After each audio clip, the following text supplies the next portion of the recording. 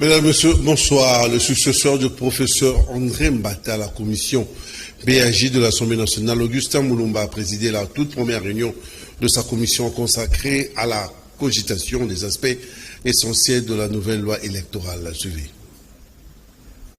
Nous venons de nous réunir aujourd'hui dans notre réunion mixte, les deux bureaux de l'Assemblée nationale et du Sénat.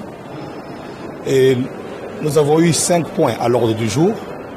Au premier point, nous avons traité toutes les matières. On a fait l'état des lieux de toutes les matières qui sont passées entre l'Assemblée nationale et le Sénat. On a essayé d'évaluer à quel niveau chaque projet ou proposition se trouve. Et au deuxième point, nous avons traité le point portant sur l'état des lieux de la loi électorale qui se trouve encore au niveau de l'Assemblée nationale et que nos collègues du bureau nous ont promis de nous le transmettre le plus rapidement possible afin de nous permettre de statuer sur ça avant la fin de cette session. Et au troisième point, on a parlé de commissions paritaires que nous devons instituer, que nous devons constituer, parce qu'il y a des matières que nous devons vider avant cette session. Et avant de finir, nous avons parlé du congrès qui devra être convoqué pour lundi, parce que nous avons reçu la lettre du chef de l'État nous demandant de convoquer en urgence afin de choisir un juge qui revient du compte du Parlement. Le député provincial Mike Mukibai serait très dépité des préconclusions des travaux de l'Assemblée nationale consacrés à la réforme électorale. Pour l'élu de Lingwala, la majorité parlementaire actuelle s'évertue à verrouiller la démocratie en ne donnant aucune possibilité à l'opinion d'envoyer à l'hémicycle ses vrais représentants en République, en duplex. Mike Mukibai avec Jean-Pierre Georges. Oui, un consensus s'impose, mais dommage, ce consensus a été passé outre. Bien des forces l'ont réclamé, mais vous avez vu que finalement une plénière a été convoquée et les grandes articulations ont été adoptées sans qu'au préalable un consensus ne se dégage autour de toutes ces préoccupations, de toutes ces questions-là. Et donc, vous avez une loi électorale qui a été, le projet de loi qui a été renvoyé à la commission et qui va donc revenir complètement élaguer toute la réforme que le groupe de G13 avait prévu et c'est regrettable pour la démocratie congolaise. Oui, c'est cela, l'essence de tout mes regrets. Voyez-vous, par exemple, nous nous battons dans un pays qui est gangréné par la corruption et donc il fallait bien que la loi électorale reflète la volonté de moralisation de la vie publique. Là, par exemple, il y avait une disposition qui prévoyait qu'il n'y ait pas de candidat à plusieurs niveaux, ça a été balayé, c'est regrettable. Donc il y a une nette volonté de la majorité Union Sacrée de continuer à entretenir le clientélisme, que donc les candidats alignent comme suppléants leurs parents, leurs cousins, ainsi de suite. C'est la deuxième réforme qui a été balayée, et tout autant que celle qui a porté sur la prohibition des donations pendant la campagne, de donner de la bière, de l'argent aux électeurs. Donc, mais je n'ai pas été assez surpris parce qu'en fait, c'est cela, la majorité Union Sacrée, et elle est réfractaire et barbatrice au progrès. C'est dommage. Vivement que les prochaines élections nous amènent une nouvelle majorité qui puisse faire avancer la démocratie. Le programme des Nations Unies pour le développement a apporté un appui logistique au Parlement de la République démocratique du Congo. C'est ce qui ressort des entretiens entre le président de l'Assemblée nationale et la représentante du PNUD en RDC, Rokia Yi-Diang, qui a réagi au micro de Jean-Pierre Georges. Je suis la représentante résidente adjointe du PNUD et assurant actuellement l'intérim du représentant résident.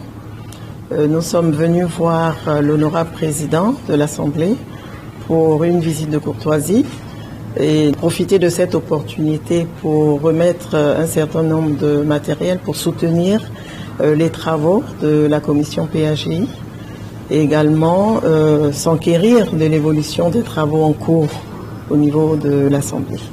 juste dans le cadre de notre travail en tant qu'institution de développement, appuyant également les institutions de la démocratie, y compris le Sénat, l'Assemblée nationale fait partie des institutions que nous appuyons. Donc il est tout à fait normal, ça fait partie de notre mission que de rendre visite à l'honorable président et de lui apporter également l'appui du PNUD à soutenir les travaux que son institution est en train de faire. Le chef du gouvernement, Jean-Michel Samalouko, s'active personnellement pour l'exécution sans faille des travaux de la construction du mausolée de Patrice Emery Lumumba à la place de l'échangeur. Dans cet ordre d'idée, le premier projet d'ici au 30 juin prochain pour l'achèvement des travaux de ce mausolée, il a été sur place à la place de l'échangeur. Envie d'apprécier la maquette de l'ouvrage. Commentaire de Jean Pinjoti. Je vais d'abord rappeler que c'était exactement le 17 janvier 2022 que j'étais venu sur ce site pour le lancement des travaux, tel que souhaité par son Excellence Monsieur le Président de la République, de voir les reliques de notre premier ministre revenir et être honoré ici en République démocratique du Congo. Aujourd'hui, c'est une suite de cette visite et je vois en tout cas qu'il y a une évolution par rapport aux travaux. Il y a une volonté d'accomplir ce projet dans les délais, parce que nous étions fixés ces délais pour la mi de l'année et nous espérons les tenir. Mais dans tous les cas, tout ce que nous avons vu ici nous a encouragés de penser que nous allons atteindre cet objectif. C'est un site évolutif. Nous allons d'abord avoir bien sûr cette grande cérémonie pour recevoir notre premier ministre. Et puis par la suite, des aménagements se feront pour que ça soit ouvert au public et vraiment un site culturel qui va reprendre toutes nos valeurs congolaises. Donc c'est pour moi vraiment un honneur d'être ici encore ce jour. Merci. Le recouvrement forcé de la vignette a débuté le mercredi 18 mai sur toute la ville de Kinshasa. Les agents de la police et de la direction générale de recettes de Kinshasa sont sur le terrain pour contrôler les véhicules et autres engins roulants. Une situation qui entraîne des embouteillages dans plusieurs grandes artères de la capitale. Chomi Kassama pour les détails. Nous sommes sur l'avenue des Huileries dans la commune de Lingwala. Cette file de véhicules est provoquée par les agents de la Direction générale de recettes de Kinshasa qui ont débuté depuis hier le contrôle des vignettes. Conséquence, cette opération est à la base des embouteillages. Les propriétaires de certains véhicules non en règle ont préféré les garder à la maison.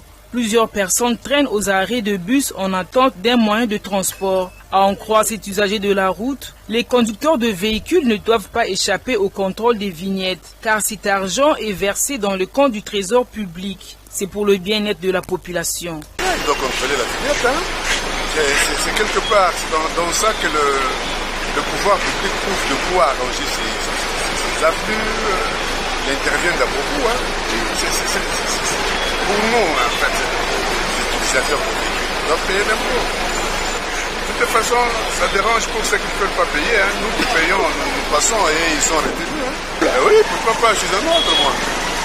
Nous sommes ceux-là qui répondons favorables à la demande de l'État. Rappelons que cette opération initialement annoncée en décembre dernier avait été reportée pour permettre à tous les assujettis de se mettre en ordre.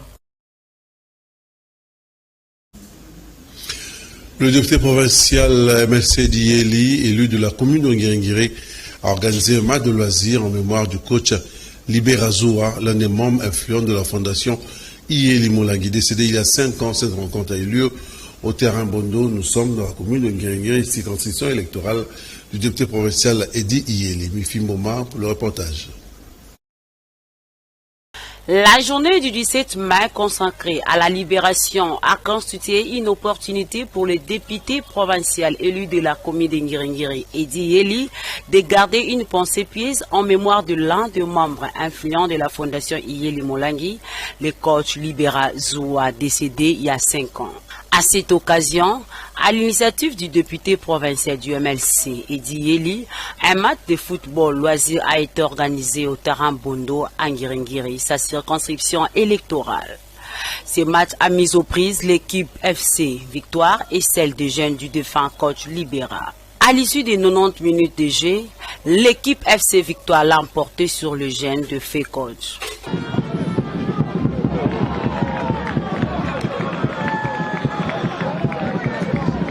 Dans un climat de fraternité, les matchs amicaux s'est déroulé en présence du député provincial Edi Yeli qui était accompagné d'une forte délégation composée des coordonnateurs et de son DIRCAB, Christian Ipenda. Message dans le match à l'Elezali pour Kanissa, je vais vous dire au Batika Bisso, pratiquement pour jouer dans entraîner dans la Libéra. On va tenir à Porto Kanissa. Dans un message à Banukuna Ngini, maman, papa, la balèque na bayaya, au plus en signe reconnaissance.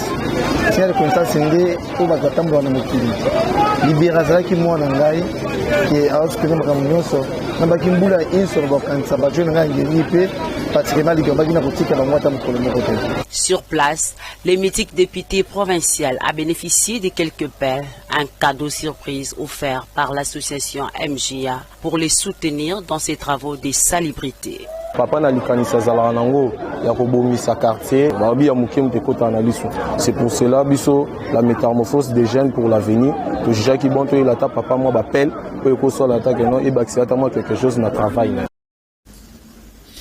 La hors-session des examens d'État édition 2021-22 prévue ce lundi 23 mai sur toute l'étendue de la RDC. Les élèves de l'Institut Ntolani dans la commune de Barombo se disent prêts à affronter ces épreuves suivies. L'inspecteur général fait son travail, mais en tant que parent, je suis venu payer. Les parents qui sont en difficulté, je ne sais pas, est-ce qu'il y aura un moratoire, je ne pense pas, parce que les examens doivent se dérouler à bon escient.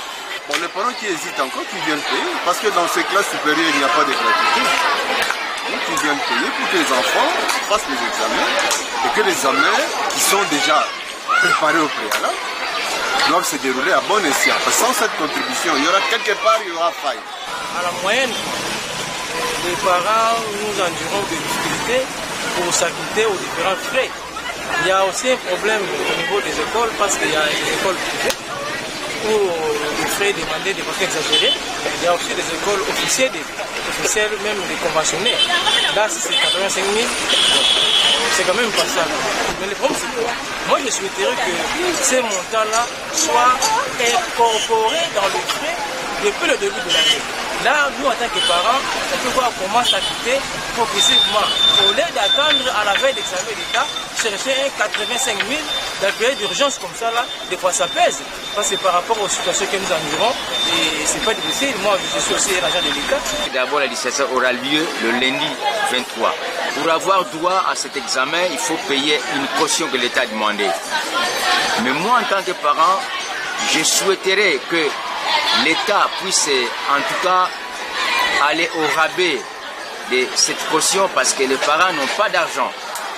Les parents souffrent amèrement. Jusque-là, si vous faites les investigations dans les écoles, nombreux de ces parents qui n'ont pas encore payé les frais demandés, rien que pour la dissertation, parce qu'il faut de payer en 2 tranches. Mais rien que pour la dissertation qui aura lieu le lundi, nombreux de parents n'ont pas encore payé. Alors ma suggestion est que je demande au gouvernement les années prochaines de revoir la situation parce que l'État doit en principe prendre en charge ces frais-là. Restons toujours dans ce chapitre, comment les élèves et les parents se préparent pour ces épreuves. Nos reporters se sont rendus à l'Institut Ntolani. Ursule Mikakamane Chomi Katsama pour les détails.